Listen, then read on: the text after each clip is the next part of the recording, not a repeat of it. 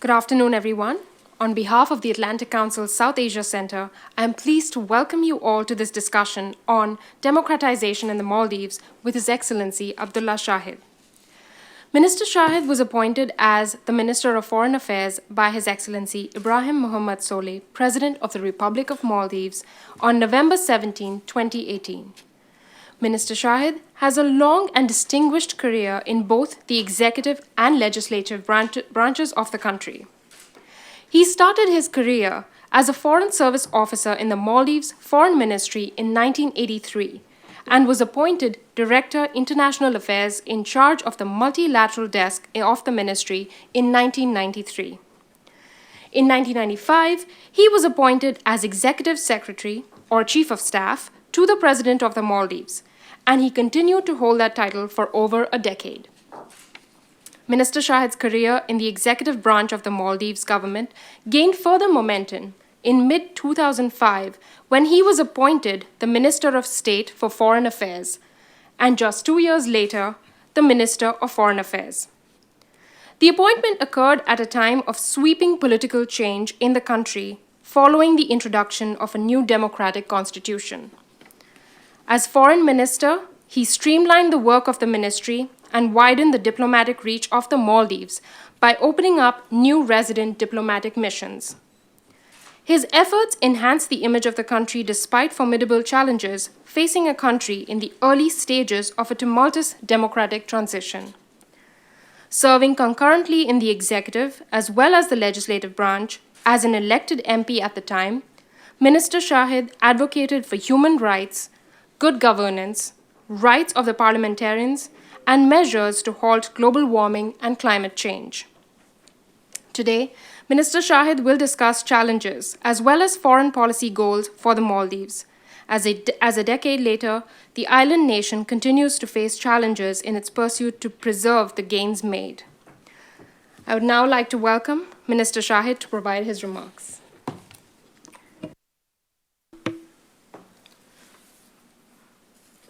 Good evening to you all, and thank you for coming and being here this afternoon, evening, and in my case, early in the morning.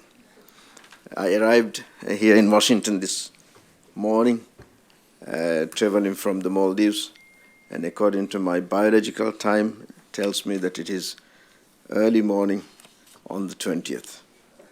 So please forgive me for any shortcomings in my statement that I'm going to deliver to you. And thank you very much, Nidhi, for that very generous introduction. I think the introduction indicated that I might be actually a decade or so older than what Nidhi had told you I am. I was here in Washington last month and spoke at the CSIS. I noted in that speech that there is a mutual dependency between the Maldives and the Indian Ocean. As you know, the Maldives lies right in the middle of the Indian Ocean, on the major sea lines of communication. On average, every year, about 90,000 vessels pass through the Indian Ocean. They carry nearly 10 billion tons of cargo, including 36 million barrels of oil per day. That is more than 65% of the world's oil trade. For the Maldives, the ocean that surrounds us is a source of sustenance. It is a source of security at times and a source of insecurity at some other times. Any change in the political, economic, and ecological dynamics in the Indian Ocean will therefore have a magnifying impact on the Maldives. President Ibrahim Muhammad Solih recognizes this reality. The President believes that a stronger, prosperous, and democratic Maldives is necessary for maintaining the strategic stability of the Indian Ocean. That is why the President has formulated a vision for the Maldives, which will enable us to contribute to the efforts in upholding order in the Indian Ocean. To realize this vision, President Solih has identified a set of strategies to foster the country's national resilience. At the core of that strategy is the commitment to the principles of democracy and good governance, to strengthen institutions that can make political leaders accountable. When institutions are weak, especially in small states, where democracy is still at its infant stages, it creates space for authoritarian leaders to thrive and compromise even the most cherished values of the society. Too often, crucial foreign policy decisions become victim to such recklessness. In the last 7 years, political leaders in the Maldives engaged in a systematic dismantling of the accountability mechanism in the country. This allowed a culture of impunity to thrive. As a result, some of the key principles of the Maldives foreign policy were compromised. The credibility and the respect that the Maldives enjoyed in regional and global politics diminished to dangerous levels. The independence that we used to exercise, especially on the issues relating to Indian Ocean security, were compromised, and the long-standing and time-tested policies towards India and the United States became victims of such concessions. President Solih was elected on a platform that promises to re-establish the accountability mechanisms, to strengthen the democratic institutions, to clamp down on corruption and to corrupt practices, and to collaborate with liberal democratic forces and in upholding order in the Indian Ocean. The election that brought President Solih into office was historic in many respects. When the Maldivian voters went to the polls on 23rd of September last year, the prevailing wisdom in the Maldives and indeed around the world was that authoritarian leaders deliver better and faster economic and social development. They expand their electoral chances by appealing to the nationalists and populist sentiments, and thus their chances of being elected and indeed re-elected were believed to be higher. The president of the time, who was Mr. Solih's competitor in the elections, rolled out plans for infrastructure projects, hugely overpriced and misappropriated funds, presented an alternative vision of national prosperity. Yet, the Maldivian voters proved these assumptions wrong. President Solih won the election with over 16% point margin. This is by far the biggest victory in any competitive presidential elections in the Maldives.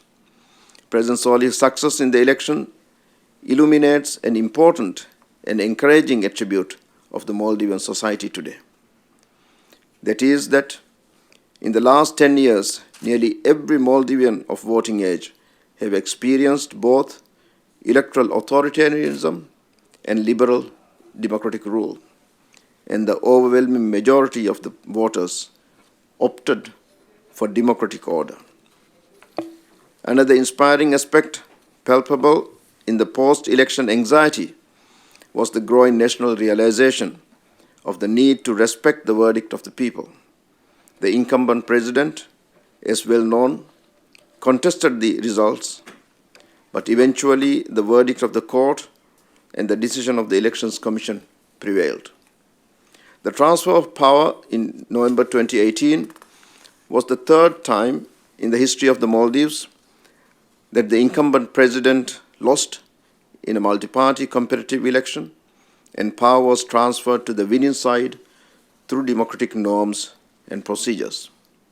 The relatively smooth manner in which the post-election process went casts a thin veil over some serious systematic and structural challenges that hamper the democratization process in the Maldives. It is in fact doubtful whether the Maldives completed their transition phase at all. It is believed that any emerging democratic polity should, first of all, replaced the authoritarian era laws with democratic ones. All the political leaders would subscribe to these new rules and norms, and thereafter democratic elections are held, and the winner assumes office. The Maldives had a sprint, not a march, in the early days of its democratic process. We passed and enacted a new constitution on 7th August 2008. Exactly a month later, the Maldives held its first multi-party competitive elections. In that historic election, the incumbent president, who ruled the country for over 30 years, lost, and the long-time democracy champion, Abdulla Shahid, won. The euphoria of the victory in the presidential election, however, did not last long. In the parliamentary elections held in May 2009, the opposition won more seats. The subsequent gridlock between the legislature and the executive branches of the government hampered President Nasheed's plans for accelerating the democratization process. When President Nasheed was prematurely forced out of office in February 2012, a year before his term officially ended, the Maldives was still short of meeting all the required conditions that democracy experts agree is necessary for any emerging democratic polity to succeed. The first of this is the existence of a state and universally accepted loyalty to the state. The Maldives meets that condition. Second, it is believed that there has to be a political society with sufficient capacity to organize around core values. The Maldives did not have a long tradition of political organization. In fact, the oldest political party in the country, the MDP, to which party I belong to, was less than 3 years in existence when the country held its first presidential elections. The country did not have many established civil society organizations either. Media freedom was also a concept that the Maldivian journalists were discovering for the first time. Third, it is believed that for a country to succeed in its democratization process, there has to be rule of law, with an independent judiciary capable of applying these laws. The Maldives has over 80 years of parliamentary tradition, but the country lacked an independent judiciary. The 2008 Constitution says, in unmistakable terms, that the judiciary shall be independent. We, however, found out that the key attributes, such as the independence, competence, and experience, cannot be acquired off the shelf. We had freed the judiciary from supervision of the executive, but the judges who were asked to preside over the courts were the same as before. The procedures in the courtrooms, whether it was about case management or taking witness or sentencing, remained the same as before. Fourth, democracy experts advanced the proposition that for an emerging democracy to succeed, there should be an unusable state bureaucracy. There should be a usable state bureaucracy with the ability to implement the decisions, programs, and the projects of the new government. This is where we found ourselves the least prepared for implementing the democratization measures. When we held the first multi-party elections in 2008, the civil service as an institution was just less than a year old. The administrative machinery that is supposed to run the state on a day-to-day basis under the guidance of elected political leaders was and still is at the infant stage in its evolution of development. It is for these reasons that President Saleh, both in his inaugural address in November last year and his presidential address to the Parliament early this month, announced bold new initiatives to bring urgent institutional reforms. The initiatives seek to set in place the building blocks of state machinery that are required for democratic governance to function. That is, a state with efficient effective and accountable service delivery mechanisms, and tools with the required skills and expertise for the implementing of the government's policies and programs. The President has also outlined his vision for an independent judiciary that enjoys the confidence of the public. For that to happen, the President has taken measures to ensure that there is absolutely no interference from the executive branch. The new government has also rolled out plans for enacting several new pieces of legislation, including a civil procedures code that will enhance the transparency of and the confidence in the judiciary.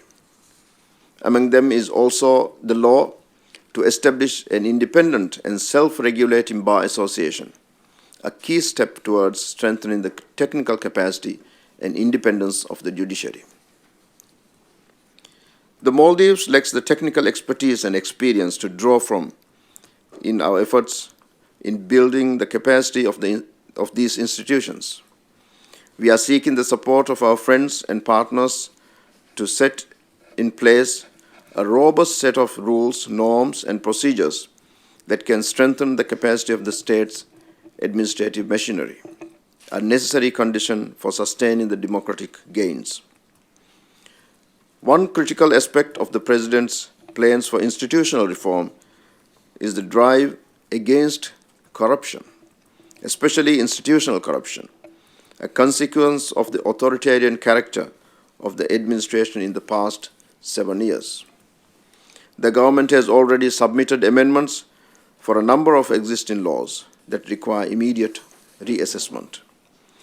A bill has been submitted to the Parliament to criminalize unlawful acquisition of wealth.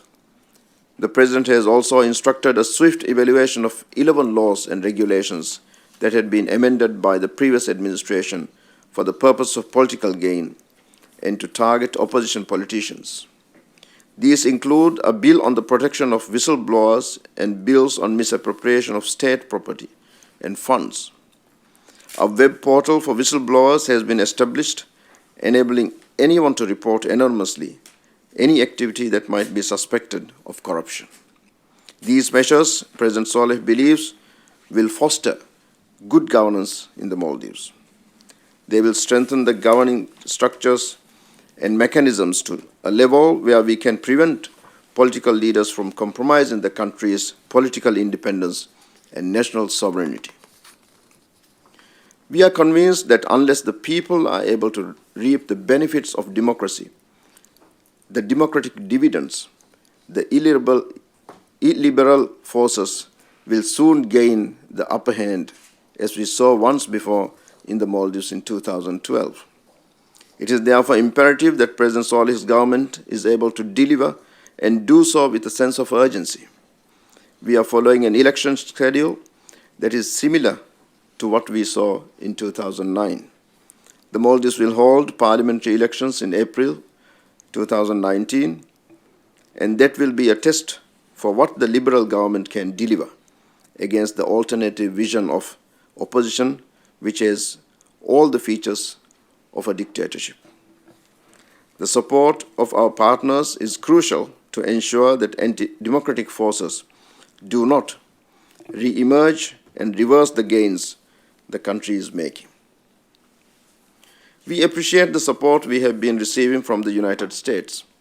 We are in discussions with various U.S. agencies in increasing our capacity to put in place a robust set of mechanisms to prevent economic and financial crimes and a coherent framework for external debt management.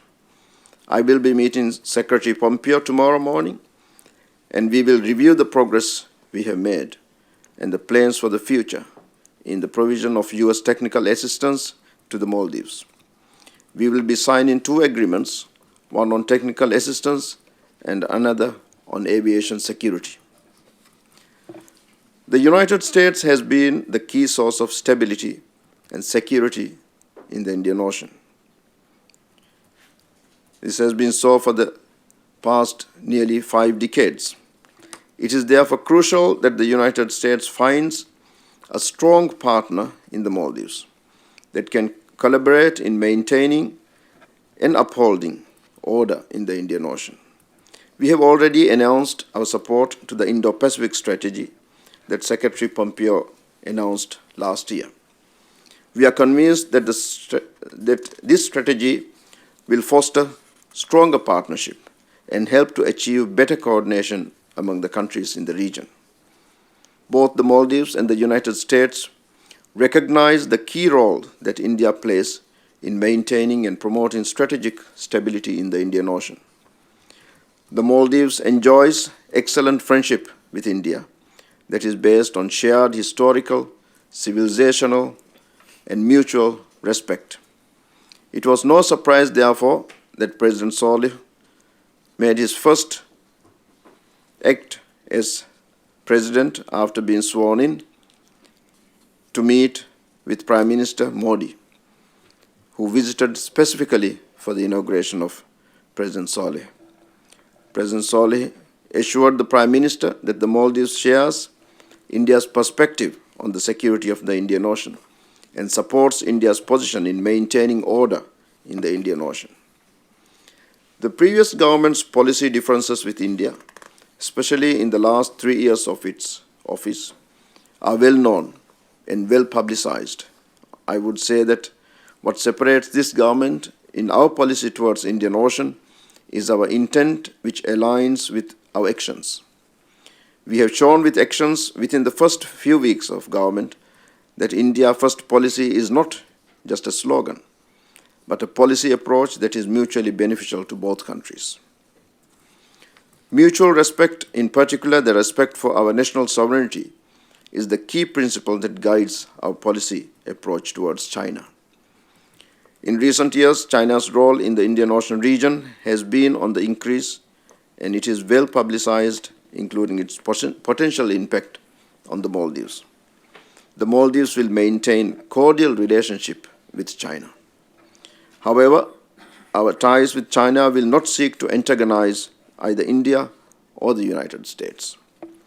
To the contrary, in fact, the Maldives recognizes and respects the sensitivities of both India and the United States, especially on the issues relating to the maritime security of the Indian Ocean region.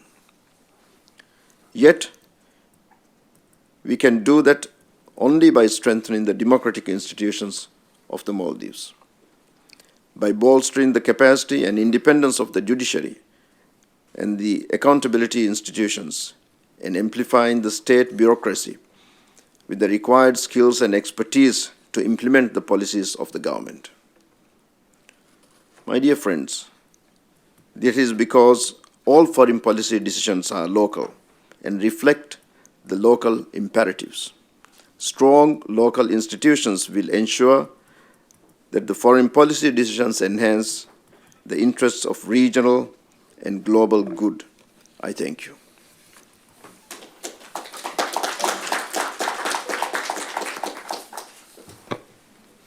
Thank you, Minister. I believe there is a very smooth Emirates flight that you took. You didn't seem jet lagged at all. Just a little bit of sleep. Yeah, and I'll make sure that we are not very hard on you with our questions, because just because you spoke at our competitor organization the last month, you were. So we'll be nicer to you. Too kind. Yeah, be generous in terms of the quantity and as well as the quality of the questions. But I just want to welcome you while I'm take this prerogative to ask you the questions. I want to welcome you all to jump in as and when you see the subject. So I see three messages, three broad messages in your speech. You're celebrating, obviously, your power transition, no matter how challenging it was. And first message that I see is strengthening the democratic principles of Maldives. You want this to be a sustainable, mature way. Then, in a way, it also strengthens the institutions of the Maldives. There is a capacity building element in this. And finally, you're looking at the balancing the regional interests in terms of the larger global interests, in terms of the great power competition and returning to the Indo-Pacific region or the Asia-Pacific region. But first and foremost, I would ask you, say you've just assumed power.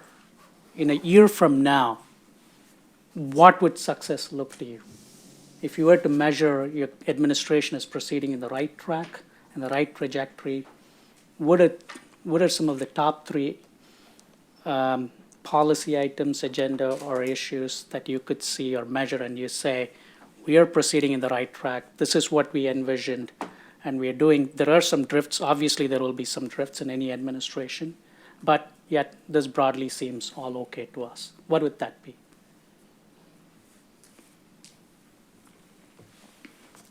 And I'll also add it by saying, where do you see the key challenges, and where are all the opportunities as well?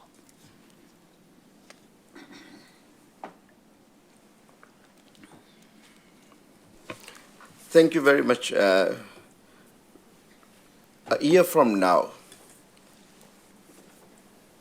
President Salih's government would like to see the country, the Maldives, a less stressed place. Last 5 years, last 7 years, the population of the Maldives they have gone through under a lot of stress. I've lost so much hair in the last 7 years, just being in opposition. As an opposition member of parliament in the past 5 years, I've been dragged out of the parliament. I've been speaker of the previous parliament for 5 years. And this parliament, I was physically dragged out, thrown out onto the street. Not only myself, but all my opposition colleagues, including the current president, Salih. We were all prosecuted. We were not imprisoned because we won office. Otherwise, I would be not here, but I would be in jail. The military took over the parliament.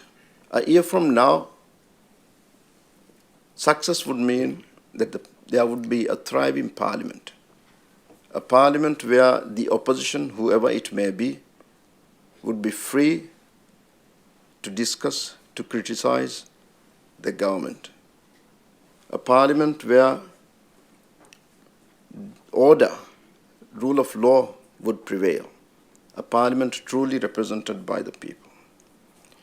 A year from now, I would like to see success to be a judiciary where open court cases would be heard.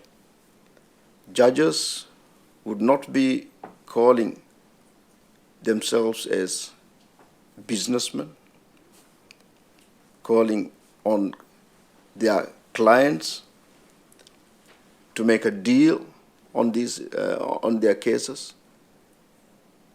I've been at a situation where, when I was being prosecuted, sitting judges approach through their agents to make a deal. Success would mean that no judge would have an agent. Success would also mean that the communities living on the islands, as you all probably know, we are an archipelago where we have 2,000 islands and people live on 180 islands. These are very small communities. During the parliamentary elections and the presidential elections, I have traveled to almost all of them. And there are a majority of the islands without drinking water, clean drinking water, without proper sewerage, infested with mosquitoes, no proper school, no proper health care. Success would mean that we are able to at least start working on projects related to sewerage, fresh water, proper health care, at least on 50 or so islands. Success also would mean that there would be more acceptance of Maldives internationally, that we are able to be at places as government representatives, be at the Atlantic Council, be in Washington, and be heard and be appreciated. That we as a country get recognized for the efforts that we are making, that we are able to come back on climate debate and take our leadership that we so deserve. That is success. It will not be 100% success rate, but if we achieve even 50% of what I have wished for, I think I will be a happy person.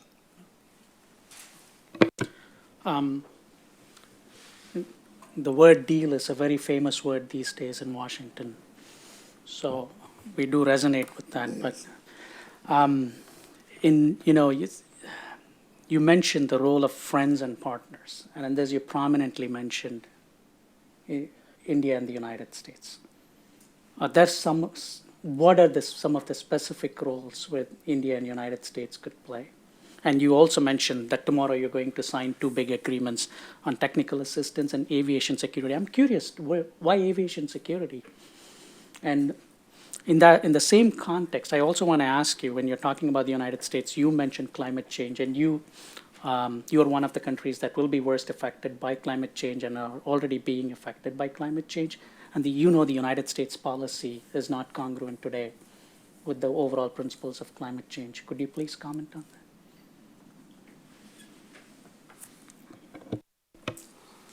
Well, tomorrow I'm signing the aviation security agreement with the United States. It would be an agreement through which we get assistance on securing our borders.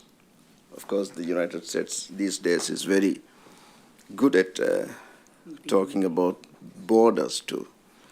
So we are going to sign this agreement, which will help us get assistance on securing our borders.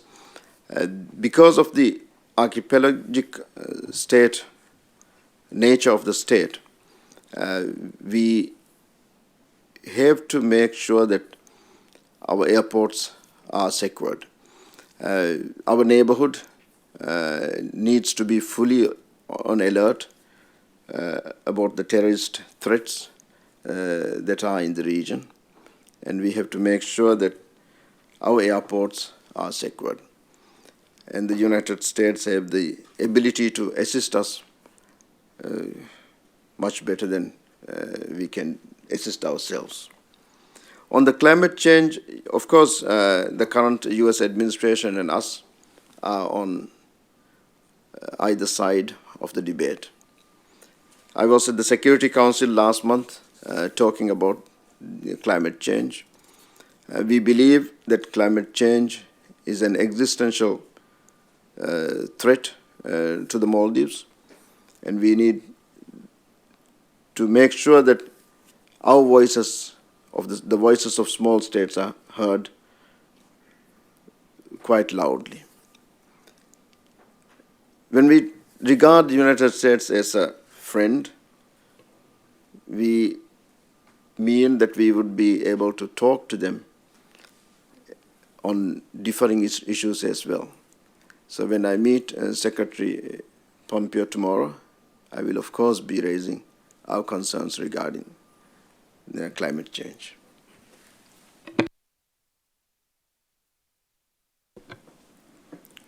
I want to come to India, and I know your administration has considerable differences with your predecessor vis-a-vis your approach and policy towards India.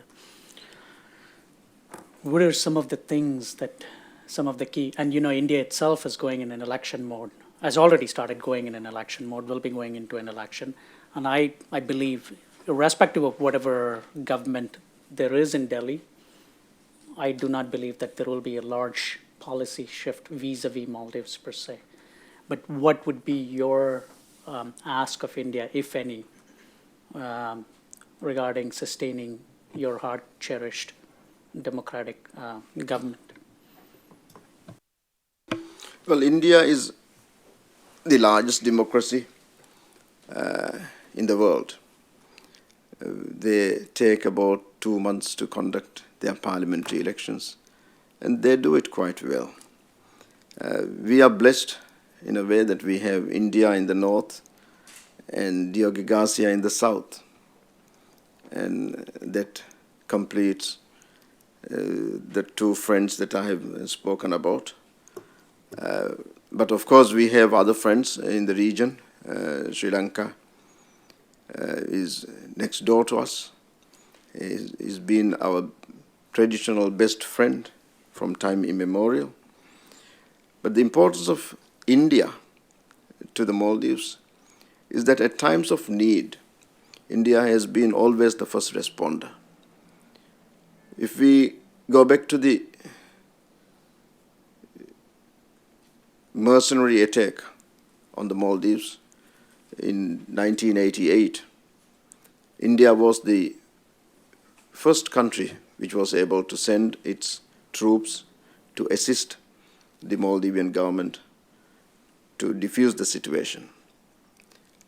In 2004, when the tsunami hit the Indian Ocean and totally inundated all the islands in the Maldives, India was the first country which was able to send its naval ships with the basic food items and basic necessities.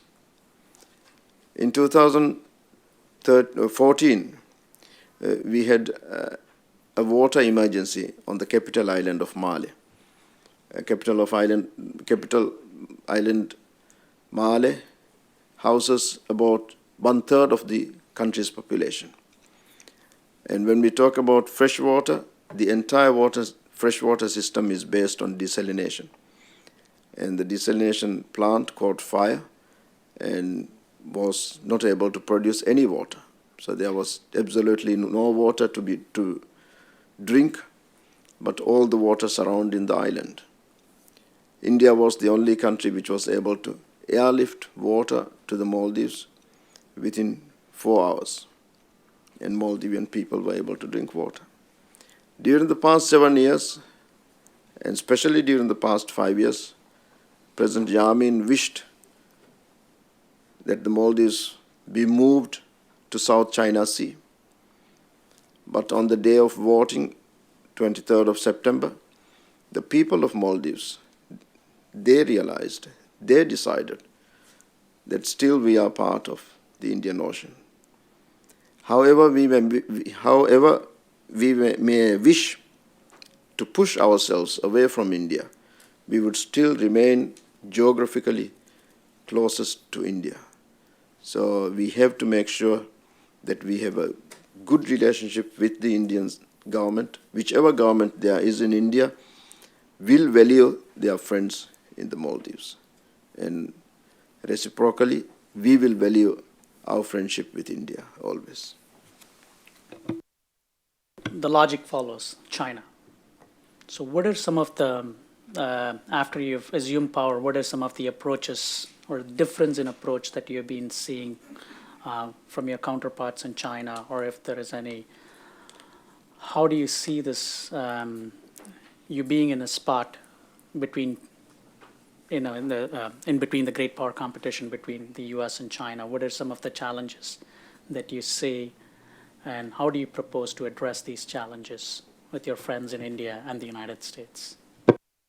As I mentioned in my speech, China is a friend which has contributed very generously to the development of the Maldives. But unfortunately, the previous government has borrowed about $1.8 billion from the Chinese. And we want to make sure that the borrowing is sustainable. We want to make sure that the free trade agreement that has been signed by the previous regime with China is a mutually beneficial agreement. We have not yet ratified this free trade agreement, which we will be asking our experts to study and review the document. The free trade agreement, which was signed between the two countries, was submitted to the Parliament unannounced on a non-working day without the opposition being informed. The Parliament took 10 minutes to review a document of 1,000 pages and approve it. And it just happened that the current president, President Saleh, myself, the current defense minister, the current economic development minister, all four of us were sitting members of parliament at that time. We relinquished our seats to join the executive on 17th of November.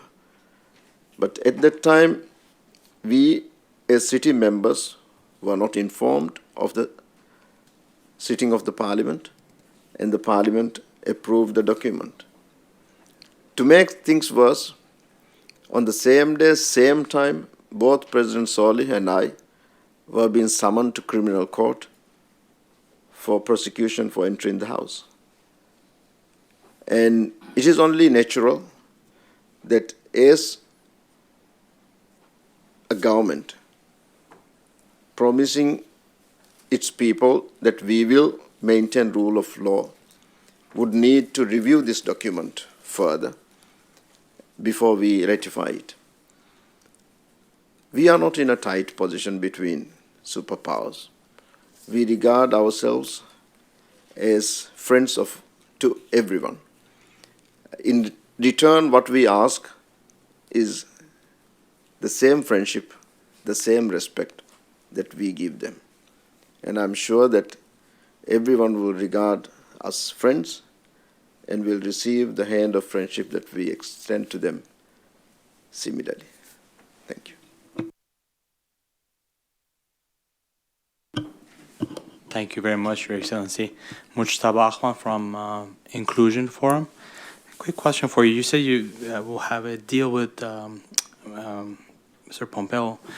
Is that including educational tools for the Maldivians so you would have more independence from the U.S., or is this still part of linking to a higher power and a stronger power in the world? So is it still something that, for example, the aviation security, is it give us the security and also teach us to be secured ourselves as Maldivians, or is it just give us the security and thank you type of thing? No, it will be train us, give us training opportunities. For example, the aviation security agreement provides for the training of canine dogs and their trainers and their maintenance for a period of time. These dogs would be instrumental in sniffing ammunition and other things like that. Without going into much detail of the agreement and its technicalities. But basically, yes, we are not going to be a protectorate anymore. From 1887 to 1965, we were a protectorate of the British. Now we are asking people to give us training and sharing of knowledge.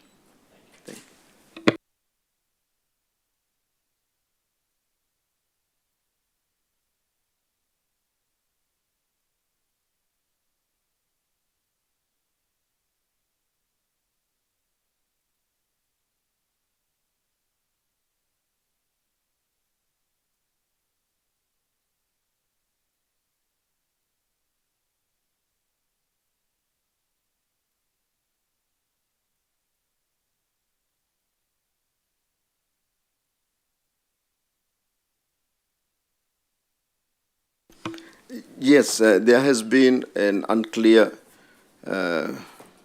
gray area about the figures. It has come about because of the secrecy through which the previous government has dealt with the borrowing issue. The Public Finances Act until 2014 provided that all borrowing, state borrowings, be scrutinized and approved by the Parliament. When President Yamin took office in 2013, one of the first amendments that he brought to the Public Finance Act was to revoke this article. And it provided him a free hand on borrowing without any approval of oversight of the Parliament. We as members of Parliament at that time continuously asked the Minister of Finance to give us the figures of borrowing. which they refused. And it was not until the defeat of President Yamin in the elections and the transition period that we started getting even a glimpse of the books and how the whole borrowing process has taken place. There are 2 or 3 figures ranging from 3 billion to 1.8 to 1.6. We are in the process of an audit, and I'm sure that within the next 2 months or so we will have clear figures. We are getting assistance from the US Treasury and also experts from the Japanese government. International assistance is being sought out to find out exactly how the whole thing has come about and how best we can deal with the issue of debt management.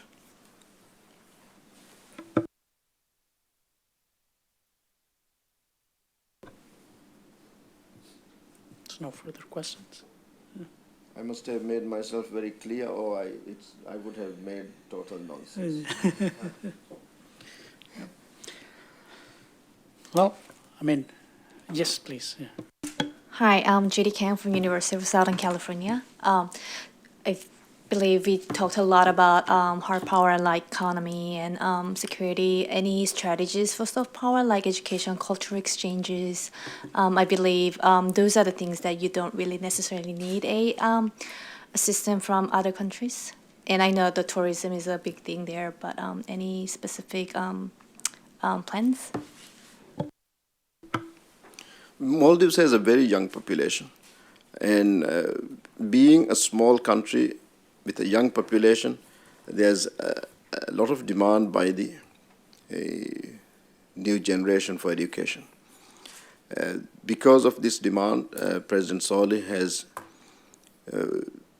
instituted free first degree, free education up to first degree beginning from this month. It was one of the election promises, and we intend to keep it. But for a small country with a small population, it is important that we are able to send our students overseas so that we have the cultural exchange. Plus, when our students get an opportunity to go and study overseas, we get the good things from that society also brought in, good ideas, new ideas. Otherwise, we would be like the frogs in the whale. We have very few opportunities from the United States now. This would be one of the areas I would be mentioning to Secretary Pompeo tomorrow. 1 or 2 Fulbright scholarships a year. We used to have in the 80s about 40 scholarships at the American University in Beirut for the Maldivian students, but it has since dropped to a trickle of 1 or 2. One of the areas where I would like to see more engagement with the United States is in the area of education. I have personally benefited from the American institutions, and therefore I know that the good things that could come about from an American education.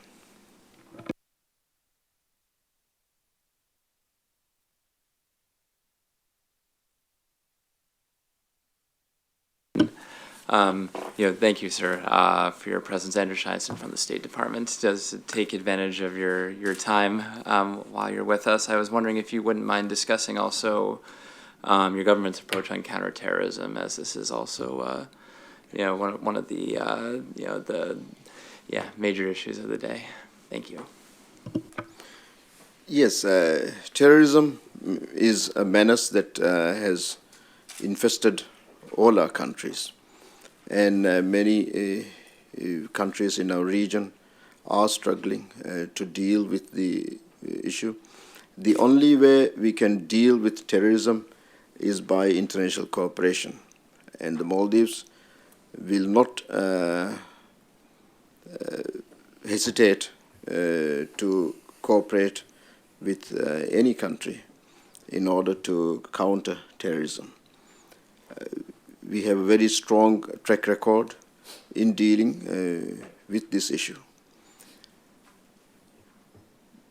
There are a number of Maldivians who have left the country and joined the forces of ISIS and other military groups fighting as extremists.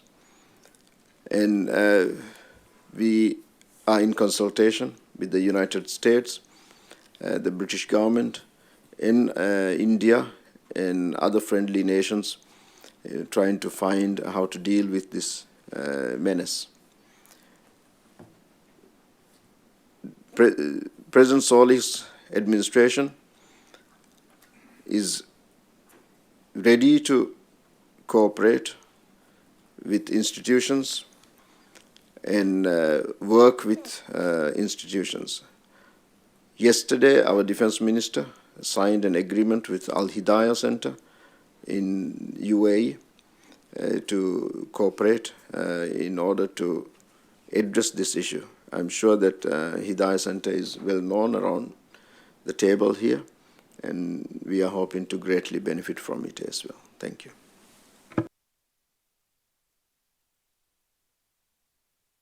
If there are no questions, I want to join my colleagues. I would like to invite my colleagues to join me in thanking you. And I'd also use the rest of the time for you to informally interact with the participants, if you can spare some time. Of course. Yeah, thank you. Thank you.